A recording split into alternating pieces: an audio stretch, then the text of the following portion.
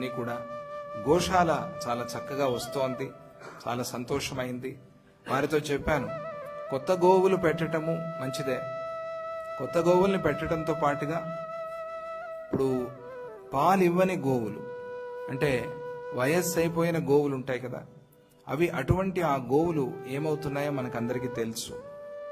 అలా ఆ గోవులు వెళ్లకుండా రైతుల దగ్గరే మనం డబ్బులు ఇచ్చి తీసుకోవాలి. డబ్బులు ఇచ్చి నాయన మీకు ఇదిగో అని మీరు అట్లా తీసుకుని ఇక్కడ పోషణ చేయండి. పాలిచ్చే గోవులు 2 చాలు. చాలా పెద్ద వ్యవస్థ చేసుకున్నారు. సుమారుగా ఒక 200 గోవుల వరకు వ్యవస్థ చేసుకున్నారు ఇక్కడ. అందువల్ల మీరందరూ కూడా సహకరించండి, చాలా ముఖ్యం. గోమాత బాగుంటే భారతమాత బాగుంటుంది, భారతమాత బాగుంటే మనం అందరము బాగుంటాం. అవునా కాదా? జై బలో భారత మాతకి, జై బలో గోమాతకి.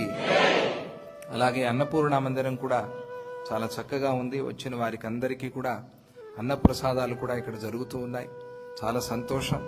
అలాగే మీ అందరిలో కూడా ఇంకా ధర్మశ్రద్ధ అనేది పెరిగి ధర్మం వైపు మనం అడుగులు వేయాలి.